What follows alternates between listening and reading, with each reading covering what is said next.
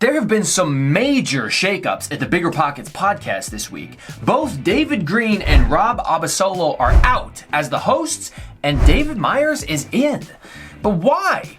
Why the change? What happened? Now, is this needed house cleaning in a response to the plummeting viewership of the videos that they've been producing, or is it just a necessary changing of the guard in an effort to stay relevant? Why don't we take a closer look and you decide? Now, in its heyday, the Biggerpockets Podcast was the foremost authority and go-to source for real estate investing advice. It was founded in 2004 by Josh Dorkin, and it was originally an online message board for real estate investors to ask questions and share best practices. Now, Dorkin started the company with no venture capital, financing, or outside investment. He served as the CEO of Biggerpockets for 14 years. The Biggerpockets Podcast was launched in 2013 by the company founder Josh Dorkin, and in March of 2022, it was the top real estate investing podcast globally. Today, the company claims over 2.5 million members, and as of March 2022, its online forums had 2 million members. Currently today, the Biggerpockets YouTube channel has 1.2 million subscribers. Now remember that number for me because we're going to touch on that thing in just a second here. Now in February of 2023, the company claimed over 161 million total podcast downloads with shows including the Biggerpockets Real Estate Podcast, the Biggerpockets Money Podcast, the On the Market Podcast, the Real Estate Rookie Podcast, and many more. Now with all of that success, all of that momentum, beloved podcast personalities, high quality production, video editing teams, how is it that a YouTube channel with 1.2 million subscribers can barely get 1% of their audience to tune in to watch a video? You want the proof on that? Let me show it to you right now. So if you go to YouTube and you just type in the search bar, Biggerpockets, and then come to their channel, you can see right here that they have 1.2 million subscribers. It's no easy feat. But when you go look at the actual videos they're making today, so down here you'll see the tab where it says Home, Videos, Shorts, Live. Click the Videos tab. Click the Latest tab beneath that. And you'll see that their videos are typically bringing in 2,000 views, 14,000 views, 15,000, 9,000, 6,000, 6,000. Oh, there's a big one with 25,000, 21,000. Again, 3,000, 7,000, 42,000 is the biggest video they've had out of the last 12 they've released. Now, for a channel like mine with just around 10,000 subscribers, if I was bringing in these numbers, that would be phenomenal. These would be astronomically good numbers for a small channel like mine.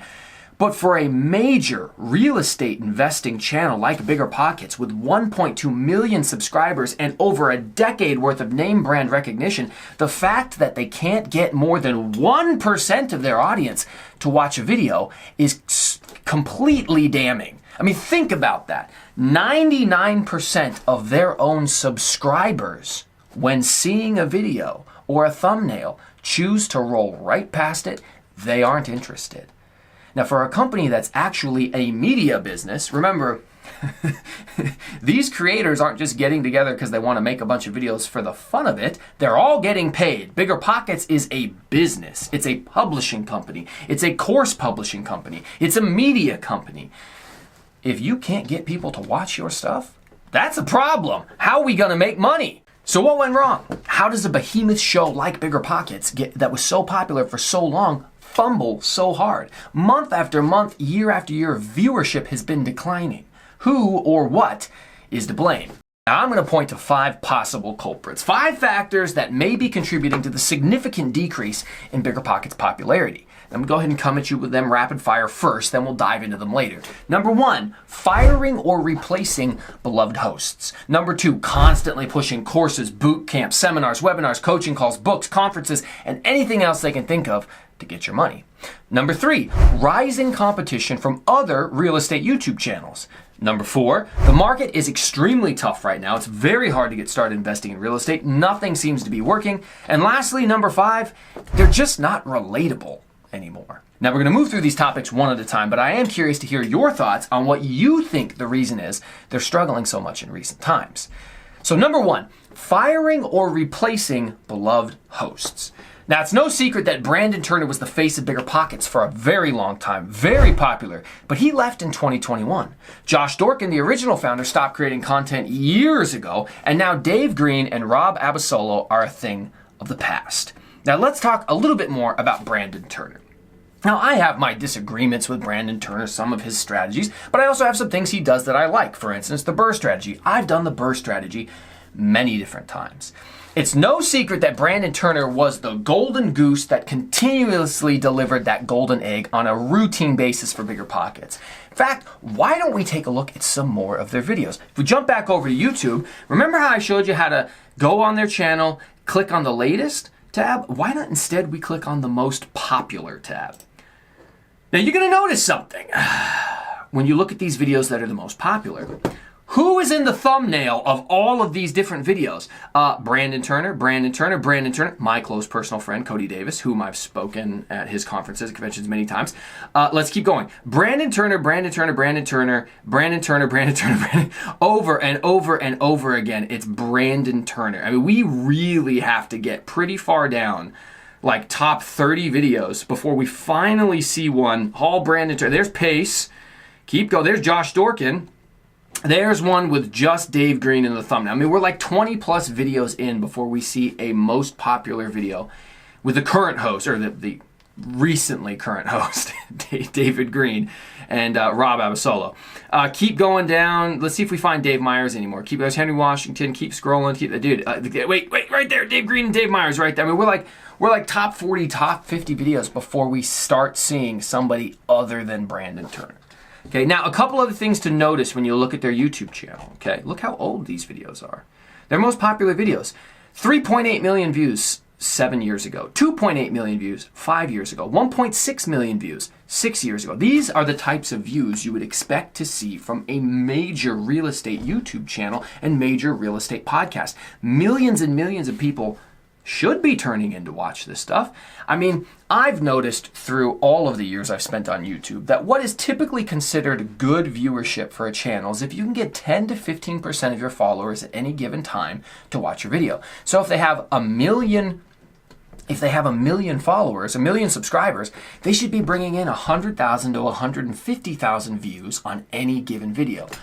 Good videos should be doing about 500,000 views, about 50% of their video, their subscribers. And then your breakout videos that go viral, like the ones that have 3.8 million views, those should be reaching entirely new audiences.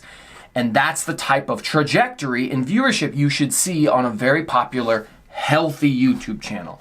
Again, as I pointed out earlier, they're struggling to even get 1%. Sometimes they're not even getting a 0.5% of their viewers to tune in. It's a major problem for a big company like this. Look back at my list. I think that one of the most damning factors, the biggest contributing factor, is the fact that they've gotten rid of their beloved hosts. Brandon Turner was very much liked. Dave Greene and Rob Abasolo, even though they were never as popular as Brandon Turner, were still mostly respected and known and liked by most of the audience. However, it's no secret that their views have been declining crazily in the last year, maybe even 2 years.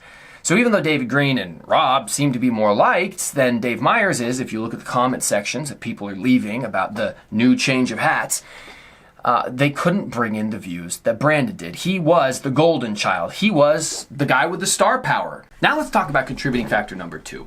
And this is a major problem that I have with Biggerpockets, a huge problem I have with so many people in the online space.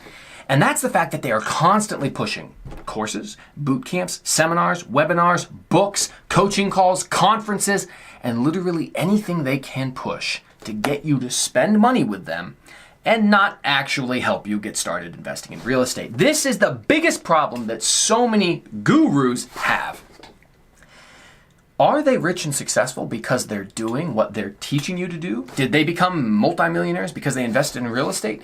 Or did they have a little bit of success investing in real estate, create a course, write a book, create a masterclass, and then sell that to thousands of people desperate to repeat their supposed success, and then make millions of dollars selling courses? If you go look at their courses, you can find things for $500,000, $5,000. Pace Morbius courses for like $17,000.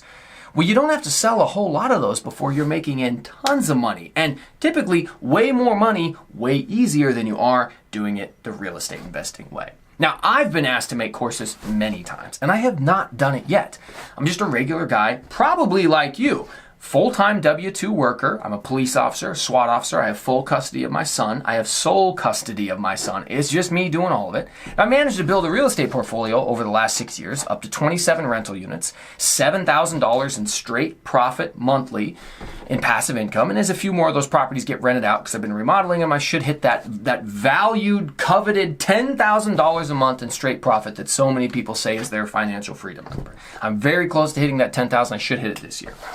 And because of all the success I've had, many people have reached out to me and said, Mike, will you make a course? Teach us how to invest at a distance like you do. I live in Seattle. I invest in the Midwest. How do you do it? What are your tips and tricks? I'm not against courses. I've never made one because I don't want anyone to confuse my success in real estate with my success in my ability to sell courses. I would rather keep my channel honest and pure in intent, and maybe down the road somewhere when nobody can claim that I got famous or got rich selling courses, way down the line I'll say, all right, now I'll release the course. But can the same be said for Biggerpockets? Every video they make, every single one is just chock full of ad after ad, promoting their books, promoting their businesses, promoting their courses, promoting their boot camps.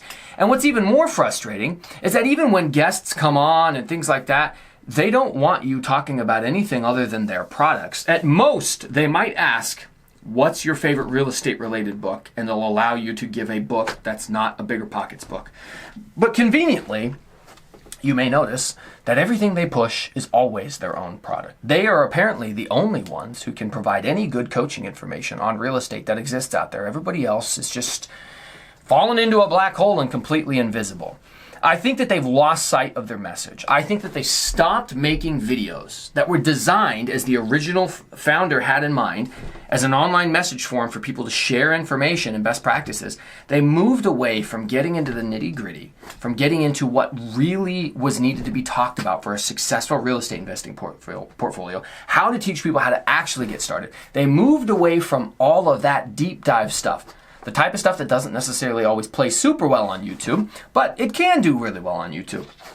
In an effort to sell more courses and sell more boot camps and have more seminars and have more conferences, they started just talking surface level. So they'll tell you what a house hack is. Oh yeah, you buy a duplex like I did. You live in one side like I do. You rent out the other side like I do.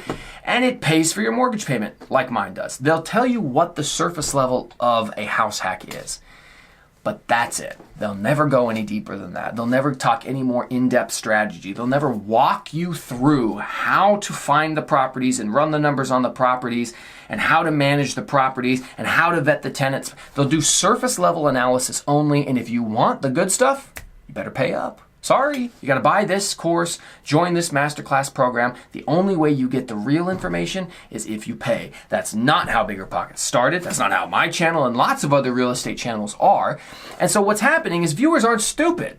They've realized that they're just constantly being pitched over and over again. You can only watch so many videos that explain to you what a house hack is or explain what the BRRRR strategy is before you're like, okay, I get it.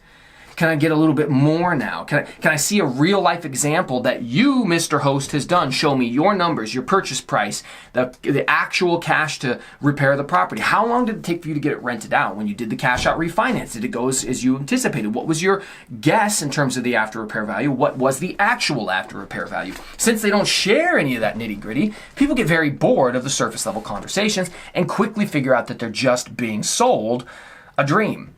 And if I had to liken this to an analogy I've heard many times, real estate investing is the gold rush of the 1800s. Biggerpockets, they don't want to teach you by being a mentor on how to invest. They just want to sell you the shovels and a little pamphlet on how to mine for gold. They're not going to go out there in the trenches and do it themselves, or maybe they did a few years back, but now they're going to just ride the coattails of the success they had back in the day and continue to sell shovels left and right to hungry new gold miners who are just trying to get rich quick. They, I think, have totally lost what was the heart and soul of the channel, sadly. Now that moving of the message leads into point number 3, which is that there's been a huge rise in competition from other real estate YouTube channels. Now, I know I'm not talking about my own. Again, I only have like 10,000 subscribers. They don't look at somebody like me who gets 400, 500, 600 views, maybe 1,000 views a video. They don't look at somebody like me and see me as any type of threat. But there's a bunch of different YouTube channels out there with people giving advice on real estate investing that are way, way, way more true to the original message that Biggerpockets used to have. People who give out copious amounts of free advice, get way into the weeds with analyzing properties and figuring out how to have conversations. People who do live phone calls with anybody you can think of in the real estate market. There's so many different channels out there, like the One Rental at a Time YouTube show, Dion Talk Financial Freedom, Matt the Lumberjack Landlord, people who will sit there and do a live stream about the most intricate parts of self-managing a portfolio of 137 units. And Matt, the Lumberjack Landlord, will go so precise. He'll be like, this is the specific make and model of washer and dryer and dishwasher you use because I've tested them in my portfolio and they last the longest and they have the best repair. So like, people get into the weeds so deep in those channels for free. It's just a free live stream anybody can watch on YouTube. Why would you ever pay copious amounts of money to get any of that information from Biggerpockets? And then what ends up happening is somebody like the Lumberjack Landlord or like Michael Zuber or like Dion Talk Financial Freedom. I'll put the links to their channels down below. I highly recommend all of them because they give away so much information for free. Tons of information for free. When they finally do say, hey, I released a course and you're welcome to join it, and we have a boot camp where you meet with me and a few other course members once a week for the next 12 weeks, because they give so much away for free, when they finally say, here's the course I'm going to release that's going to streamline the process for you, people throw themselves at the course because they've built up all of this trust, adoration, and admiration from their fan base. Something that Biggerpockets used to have, but I really don't think they have as much anymore.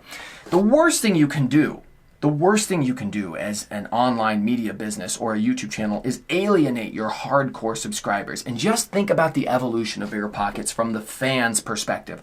The people who showed up at the beginning, the people who supported them from day one, the people who watched the channel grow from 10,000 subs to 100,000 subs to 1 million subs, the people who were there from day one watched the evolution of tons of free good information being put out there for free and great people just having great conversations and no one was getting paid, to instead commercializing it, making it a business. The hosts are all getting paid. They ain't doing it out of the kindness of their heart. Dave, Greene, Dave Meyers, whoever it is collecting a paycheck. He's not just rocking up to the studio 3 times a week to make videos because he likes it. Unlike me, who I make these videos, I don't get paid jack, and I make them because I like it. These people are collecting a paycheck, and that paycheck is real big. And if the company ain't getting views and ain't selling courses, then it's really hard for the company to afford paying these people their really big salaries. All right, I don't want to get off on too many different tangents, but the moral of the story is they've lost a little bit of what made them special, and they can't seem to see it. They've just gotten so big. I don't know who's the creative director behind this or who's calling the shots, but they've lost what made them special, and they just keep trying to figure out new ways to sell you product to keep their business afloat. Unlike other YouTube channels, like the ones I mentioned earlier, none of these people, and I know them all personally. I've known them for years. I've attended their seminars or conferences. I've taken their courses.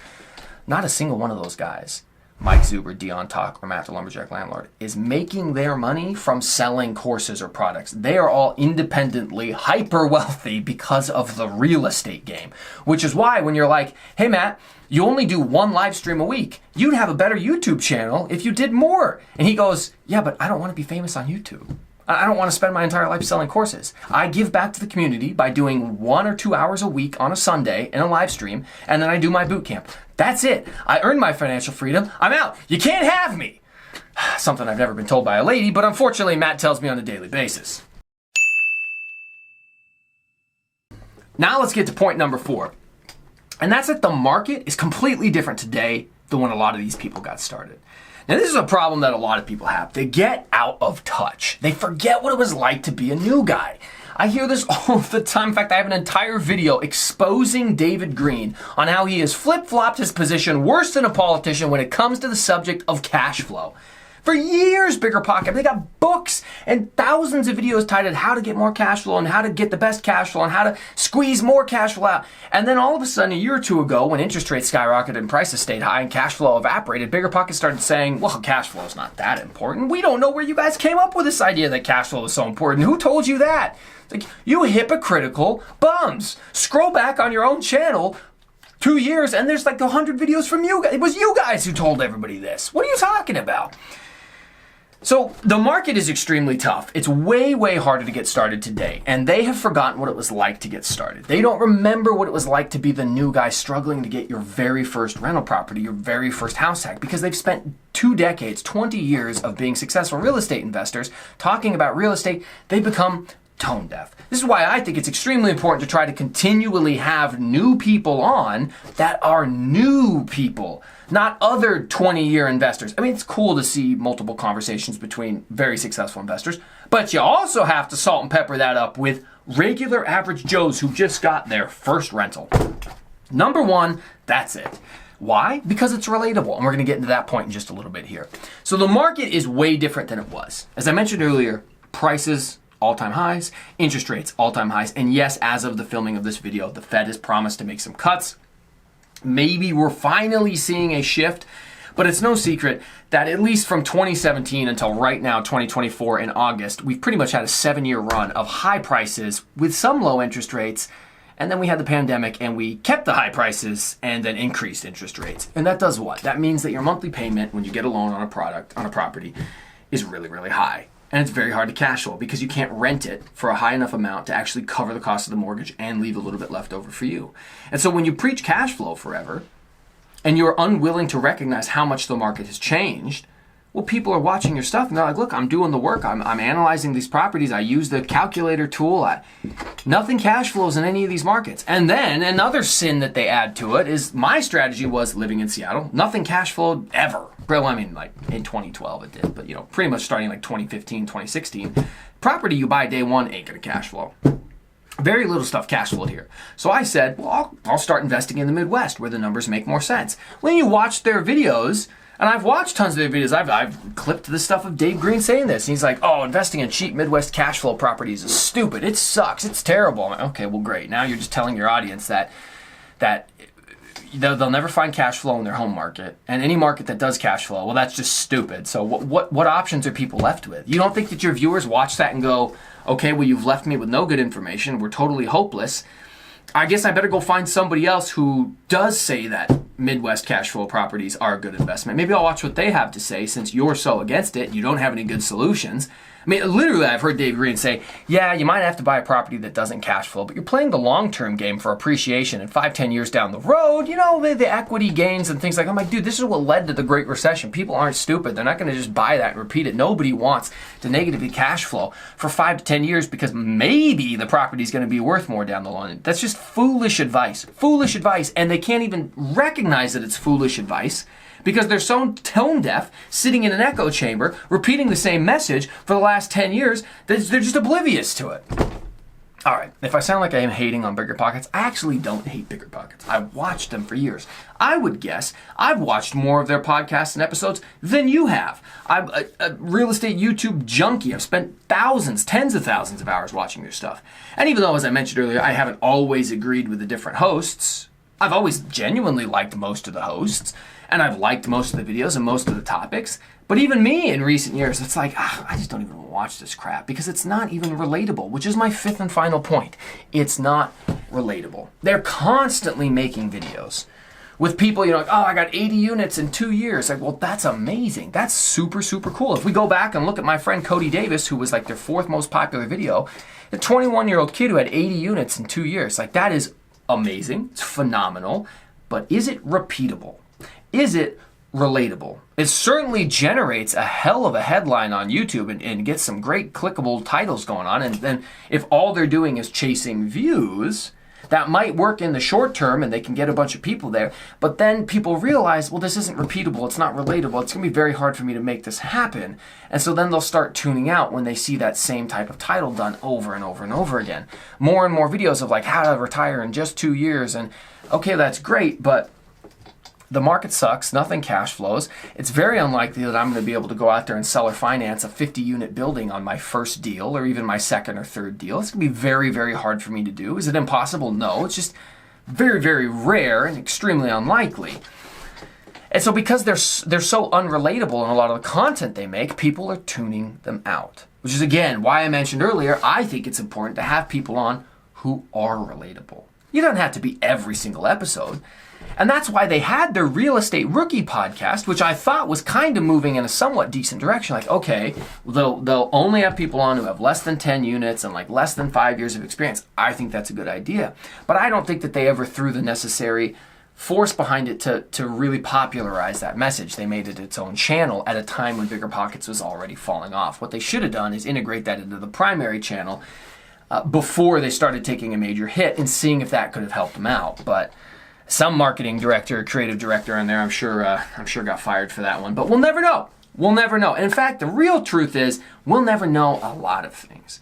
We'll never know what exactly happened with David Greene and Rob Abasolo. If we take a look here at their Instagram pages, which I got pulled up, when they were unceremoniously let go, we can see what David Greene had to say about this. He says, "Hey everybody, if you haven't heard yet, this is the official announcement that I am no longer the host of the Biggerpockets podcast. After several years of hosting it, BP decided they wanted to go in a different direction that I and Rob would not be a part of. Now the good news is, I'll be launching my own podcast, of course, the David Greene Show, Real Talk Real Estate instead. This show is going to focus on what goes on behind the curtains of real estate with a focus on education and the reality of business rather than fluff and inspirational stories that aren't realistic." So even right there, Dave Greene's talking about the fact that a lot of what they were talking about was fluff.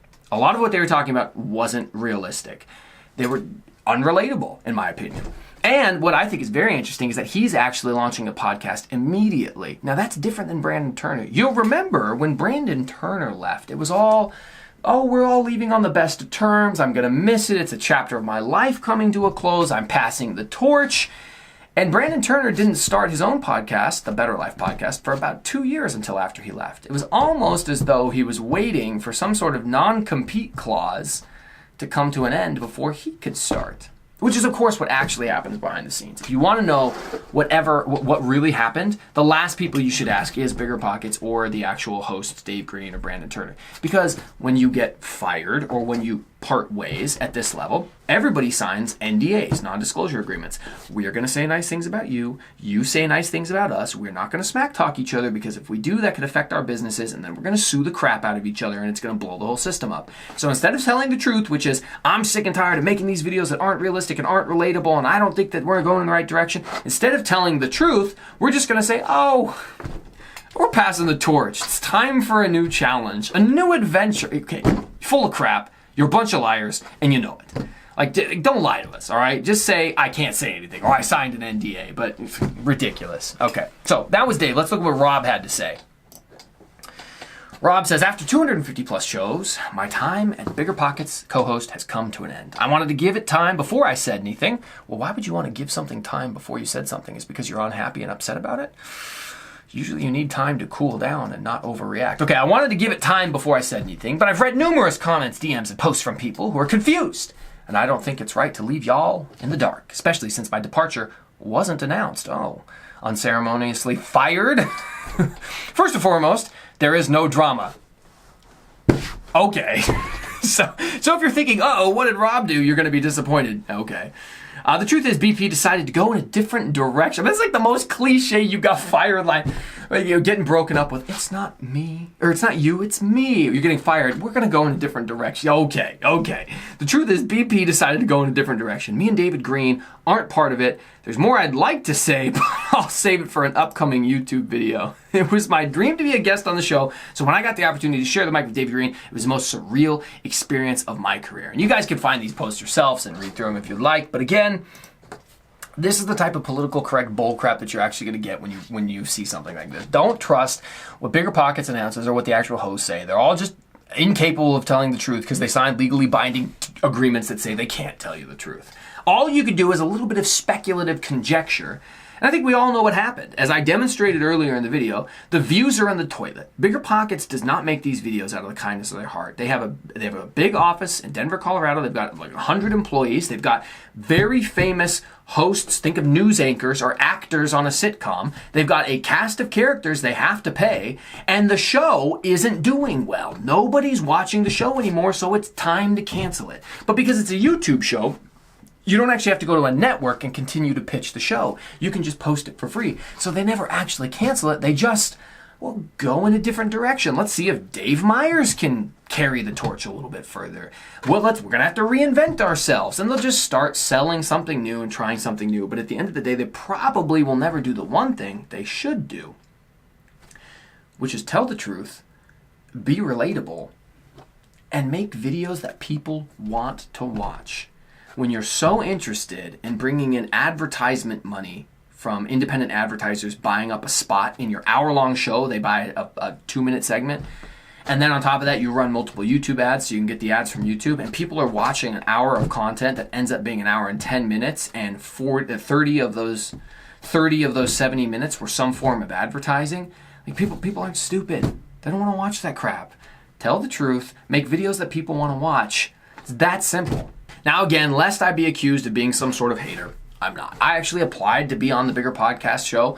At one point on the Rookie Podcast, I thought, hey, I got a decently relatable story. As I mentioned earlier, single father, full custody of my son, full-time police officer, SWAT officer, working the night shift, slowly bought real estate one rental at a time, and over a 6-year period, 27 units, $7,000 to $10,000 in straight profit income. Like, that's a relatable story that's repeatable, that people, hey, I'm a single parent, I want to get started. Hey, I'm a W-2 worker. Hey, I'm a blue-collar guy. Hey, I work the night shift. Hey, I'm 32 years old. I got started when I was 27.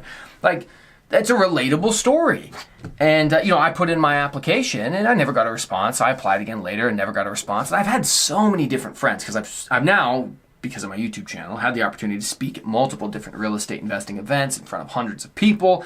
I'm no way saying I'm comparable to Biggerpockets, but I've been able to get my name and story out there a little bit, to the point where I've become friends with people who have been on Biggerpockets, like I said earlier, Cody Davis, Christian Osgood, Derek Sherrill, the ADU guy. People have put me in contact with the producers of the show and emailed back and forth, and the producers are like, oh yeah, we'd love to have you on. And they never respond. If I respond to them once or twice, eventually you're like, dude, I can't double text Biggerpockets. If they're ghosting me, they're ghosting me. Like, I would never double text a woman. I'm out here like triple texting Biggerpockets. It's like, man, is this what it feels like to be a dude who can't get a date? I ain't about that. So you have to, after like triple texting, I'm like, all right, I'll just take the hint. They're not interested. But again, it's not that I'm so great I should be on the show. It's that there's lots of people out there like me. I'm actually not that special. I'm not that great. There's a lot of people who have significantly more relatable stories that are interesting to an average person who could be a guest on the show, and you don't see them. You don't see the archetype up there. And it's very surprising, because that's who people want to watch. That's who Biggerpockets used to be a long time ago, but not anymore. So my challenge to them is, guys, make videos people want to watch. Stop trying to sell so much crap. Get back to the original messaging, or be completely steamrolled and overrun by the cavalcade of YouTube channels that are out there that are actually promoting a good message and still doing a good job. And you guys just be a thing of the past. It's tough to stay relevant. Ask any band that's ever existed. Guys, I appreciate you as always for watching. I'm not a hater. Don't sue me, bro. And until later, catch you next time.